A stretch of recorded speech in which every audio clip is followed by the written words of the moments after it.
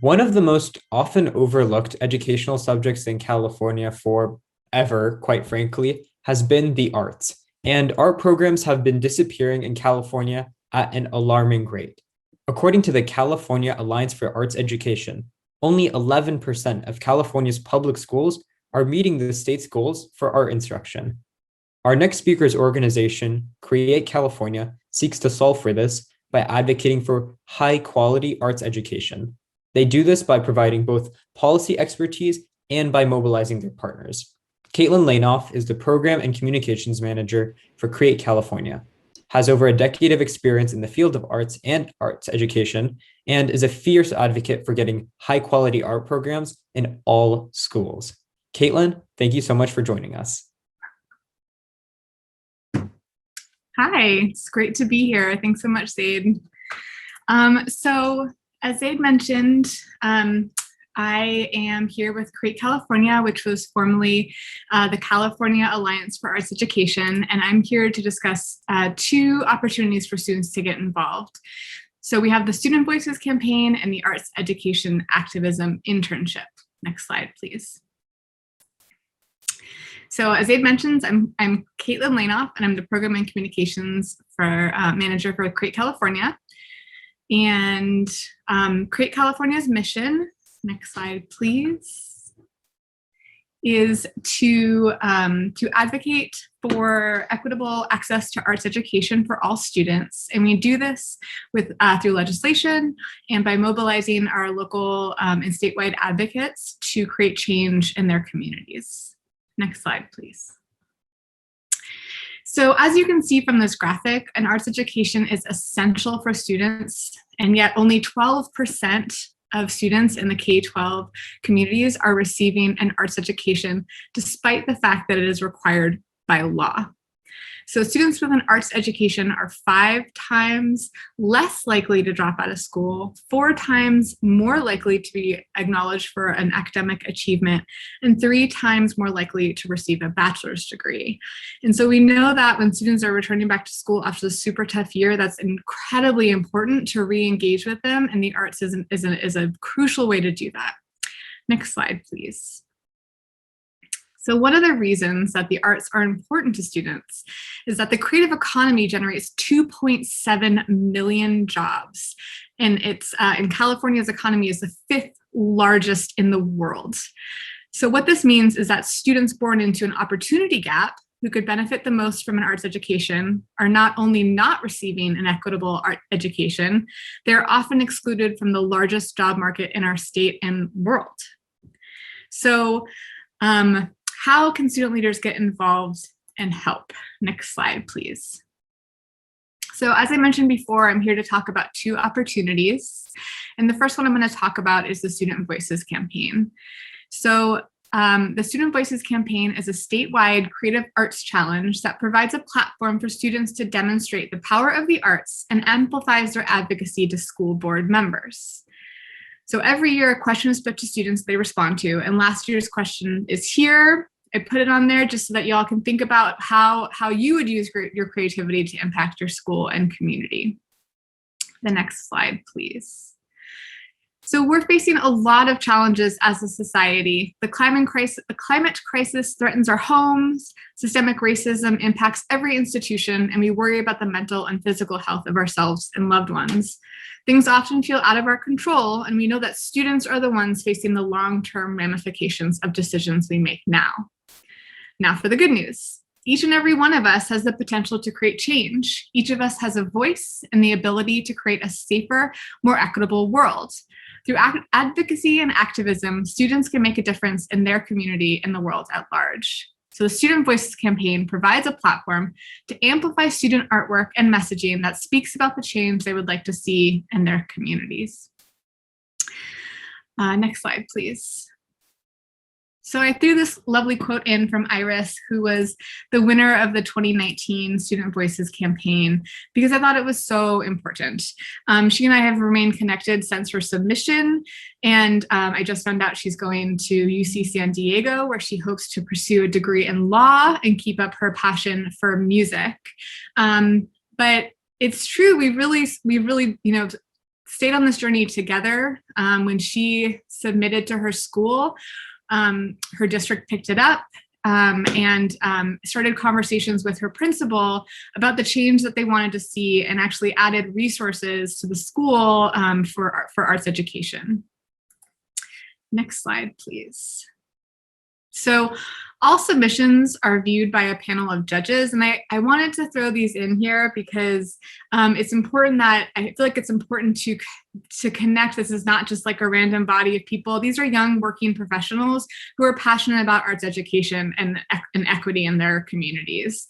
So each of the submissions is viewed by a panel of judges. The finalists receive a cash prize, a full creative Adobe suite, and if it's safe to meet in person, we will fly outstanding submissions to an awards ceremony, which is an all expense paid opportunity. So the other thing is that these judges are going to connect with our second opportunity, and that's the Arts Education Activism Internship. So next slide, please. So I know it's a mouthful, but it says exactly what it is. So it is our way to sort of take student advocacy a step further. So it is, we're building a statewide cohort of 8 students to attend trainings, work directly with the working professionals that were shown on the previous slide, and educate us and their school board on how they want their education to improve. So as everybody here has, stated, the theme is making sure that student voice is integrated at every level, and our internship really takes us a step further on that journey. So the next slide, please. Why should you choose to get involved with our organization? So the Student Voices campaign is just a key way to get students involved and connected to their school board members. So it's just the beginning of the conversation, and it really lets them provides a platform for them to show how the arts can create change. And once they have connected with their school board members and the school board members have responded, then that communication has started. And we hope that students will continue that communication about the change they want to see in their schools. And our Arts Education Activism Internship is a paid opportunity for students to join a cohort of like-minded students across the state. So hopefully building this network of advocates that feels really passionate and strongly about arts education, being a student right.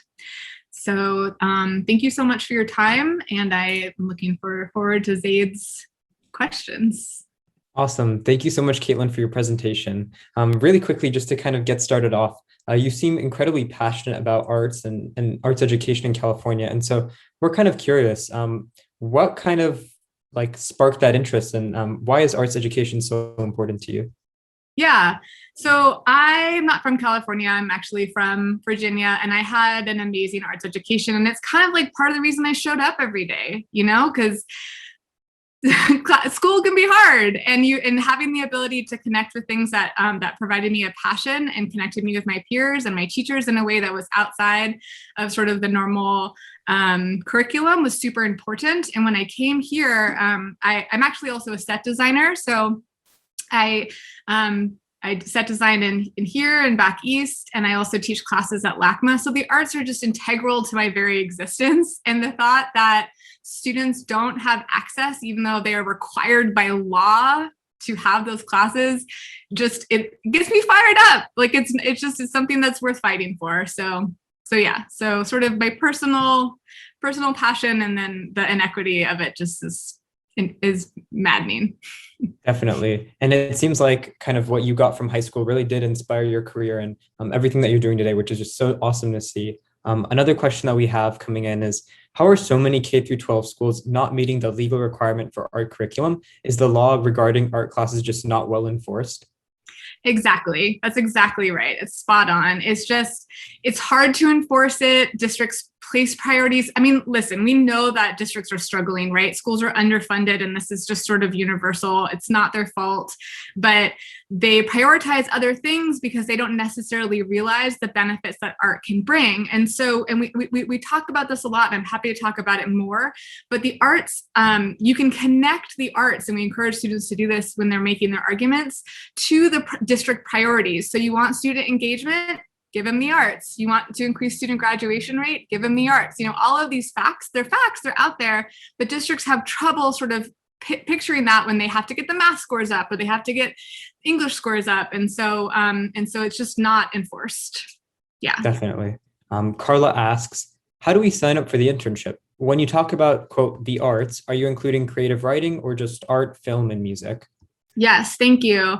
So the internship is on our website, and I believe the link will be made available later. But our website is artsed411.org, and you'll find the internship there. And it is open to all media. So this past year we expanded to all art forms. So poetry, we got a bunch of poetry submissions, and obviously it was a photograph of the poem because the submissions are digital.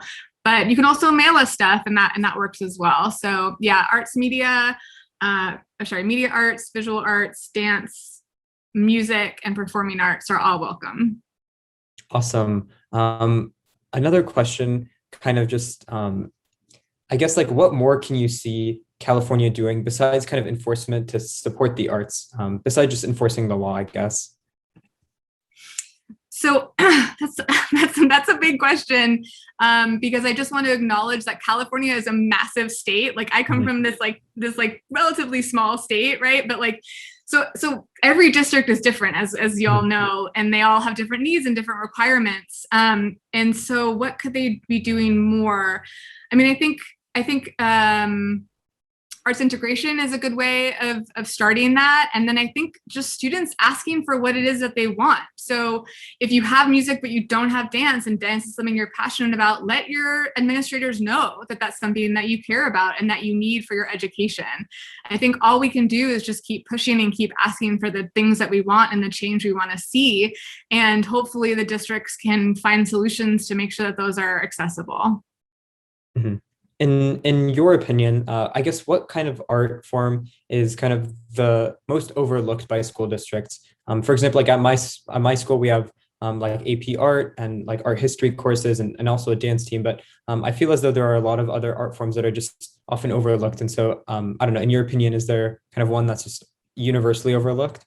Yeah, it's funny that you mentioned dance team, and I'd be curious to know if it was in conjunction with like a sporting event, because yeah, because statistically, we know that dance is the most overlooked art form of them all. Okay. Yeah, of them all. But you know, that again, obviously, for your example, it varies from districts, even school to school. So like some schools have a great PTA that's able to fundraise for them, and that's amazing. And they have access to arts classes that maybe another school in the same district doesn't. So the inequity is vast. But also I would say something like media arts, which is incredibly important for our students of today, right? We know that they're going to have to use softwares and systems to in their job and their life in the future. Oftentimes schools don't have the resources to provide those classes to students. So yeah, and it's such a shame because I feel as though, like, you know, UI and like UX designers are starting to become even more important as we kind of move in towards this digital age. I mean, I don't think that we'd even be able to have this conference without the designers at Zoom who, you know, were able to design such an awesome platform. But Caitlin, thank you so much for joining us. It's been such a pleasure to hear from you and to hear how passionate you are about enforcing the laws, first of all, and about just getting equity in arts education in California for once and for all. So thank you so much for joining us. And we hope you have an awesome day. Thanks so much, Zaid. You too.